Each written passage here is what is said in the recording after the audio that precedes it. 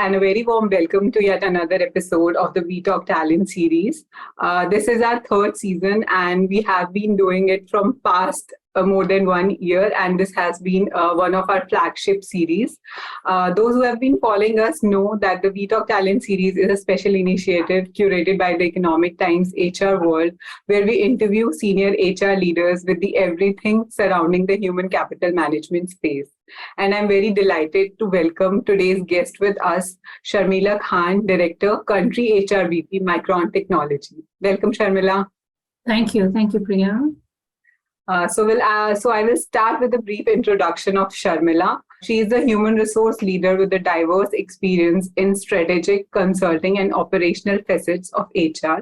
She has spent significant time in HR across the entire employee life cycle, which includes talent acquisition, HR operations, compensation, and benefit. She holds proficiency in managing entire gamut of functions and implemented various HR practices through efficient operational processes. Before joining Micron Technology, she worked in senior leadership positions with companies like iPolicy, Networks, 3Com, Microsoft, CA Technologies.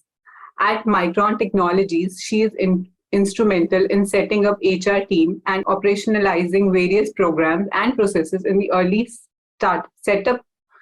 Today, Micron houses 2,000 plus team members within span of 2.5 years of its operation and started with less than 100 team members. So we are very excited to host you, Sharmila, today, and I will straight jump into my first question and go ahead and ask you, how is your industry tackling the changes that the workplace has gone through over the past couple of years? If you could share a brief overview that the disruption and the transformation the industries has been going through, especially since you come from an IT background. So if you can share with us. Yeah, sure. Thank you. Thanks for giving that intro, Priya. And as we speak, Micron has 3,000 plus team members. My journey with Micron started 3.5 years ago.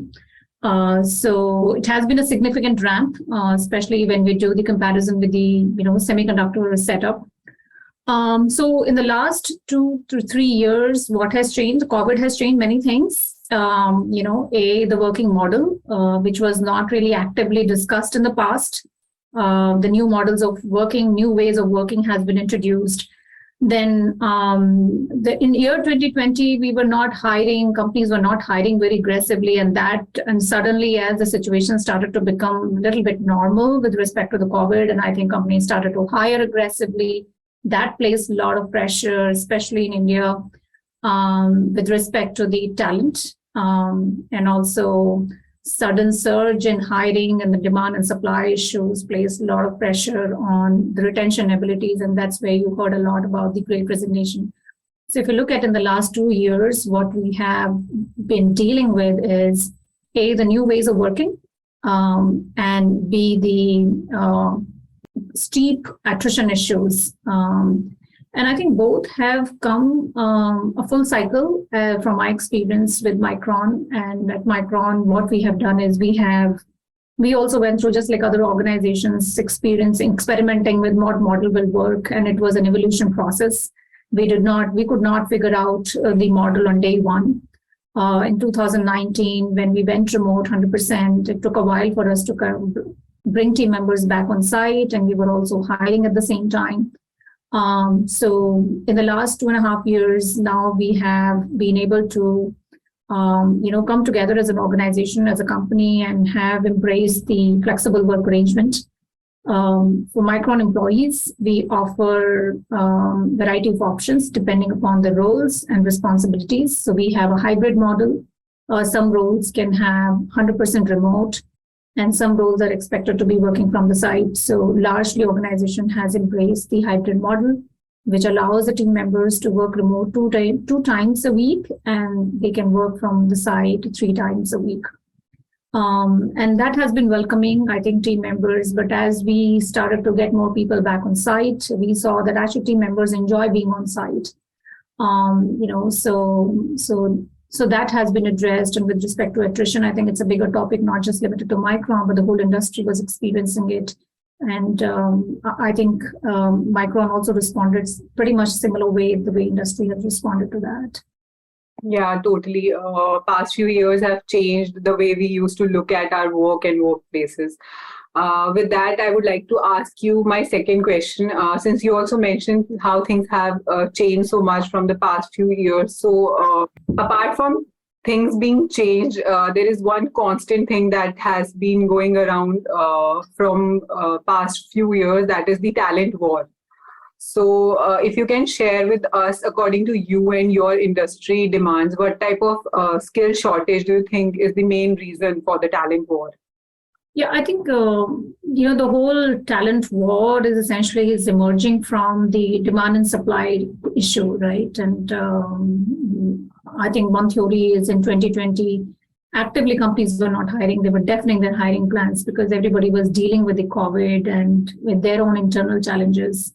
And if you look at in India in the last 6 months itself, many large US-based companies are looking to set up their operations in India. So these are like new organizations, new setup, which is also kind of increasing the demand for the talent. And that's another challenge that in our environment and I'm speaking only from India geo point of view, and I'm not speaking on behalf of the rest of the geos. But in India, those are the challenges that we experienced. We are operating in the semiconductor space, and our hiring is limited towards that area. But we also hire in IT, which is not domain centric. We have similar issues about our ability to attract the talent and having them to have a base in Hyderabad because we have an office in Hyderabad. It has been quite, bit stressful for us to be able to attract the talent, but I think having to have some opportunities, creating this hybrid working model, having to have an opportunity where the flexibility is with the employee, how they want to work, where they want to work, and what time they want to work, I think has been a winner for us to be able to attract and retain the talent. Yeah, I totally agree with your points that you have shared and the challenges you have possessed that due to the earlier freeze of hiring, that there is certain surge in the demands of the talent. That had also led to a lot of problems with the retention of the previous employee. And since as you also mentioned, the hybrid workplace and the remote work setup coming into place has also led to a lot of challenges when it comes to employee engagement. So with that, I would like to ask you, how have your employee engagement strategies have evolved, especially when we talk about remote and hybrid workplace settings? No, you're absolutely right, Priya. What worked in the past before COVID was not fully 100% relevant. As we embrace the new working ways, we also had to prepare our structure accordingly. For instance, how do you actually do the onboarding for a remote team member? How do you ensure the goal setting is happening, right? Very basics of, people practices. So when we introduced the flexible work arrangement, it also had to take many other, aspects into consideration, like how will we drive the inclusion when I'm working remote? How will you take care of my well-being? So all of that needed to be baked into a flexible work arrangement. And it is not like just allowing people to work in remote and then you're done with it. Your infrastructure, your support, your IT, all have to come together to ensure the flexible work arrangement is happening. So for us to be, and they are the driver for engagement. They are the driver for engagement.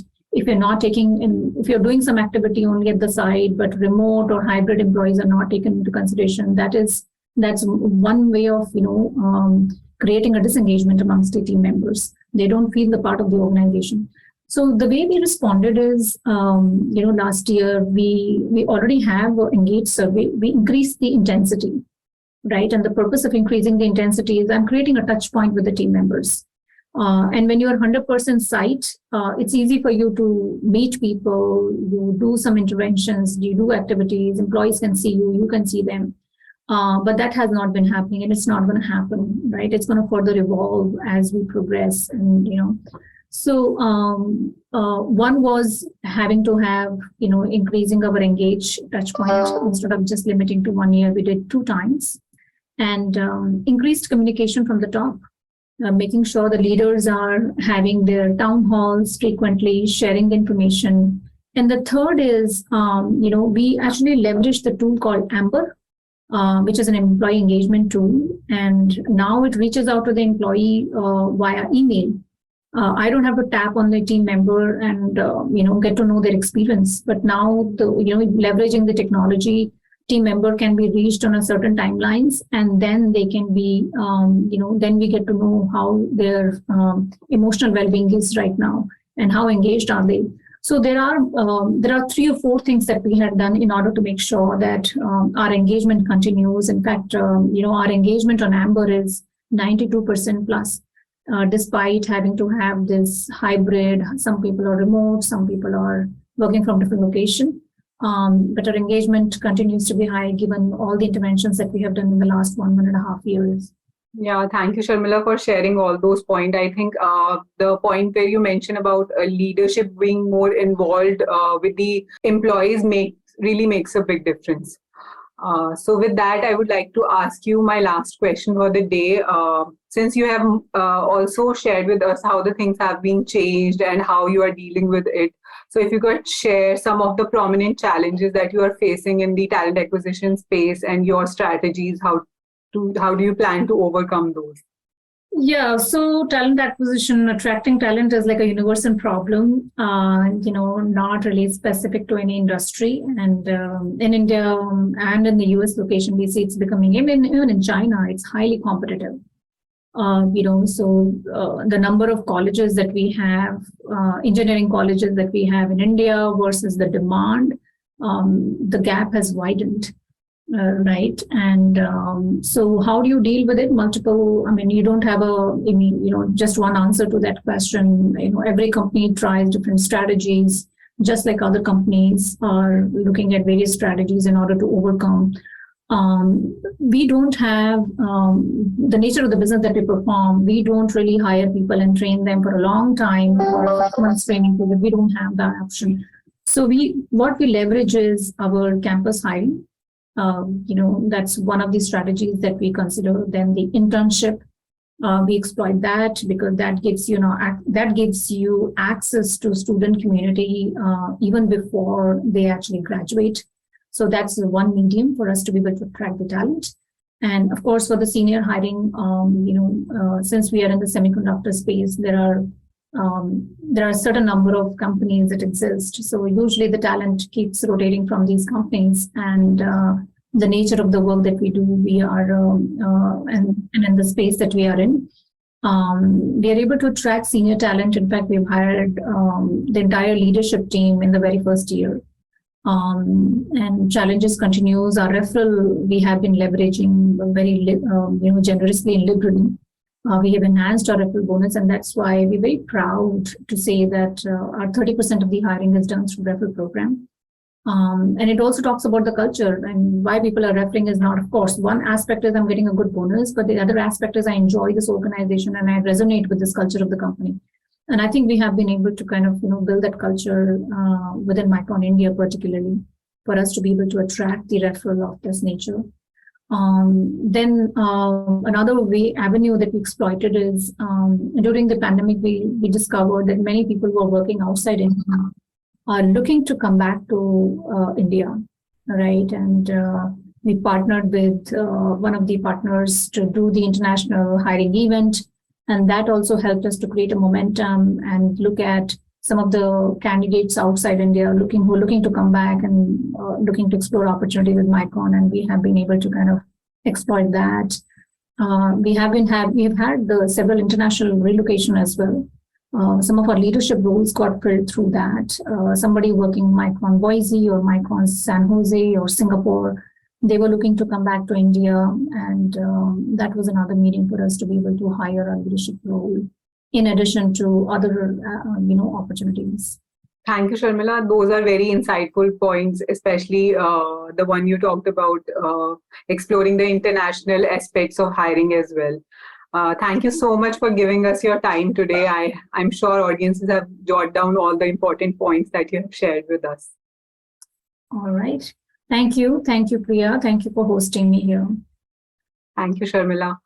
So audiences, this is it for this episode. We will look forward to the next one. Thank you.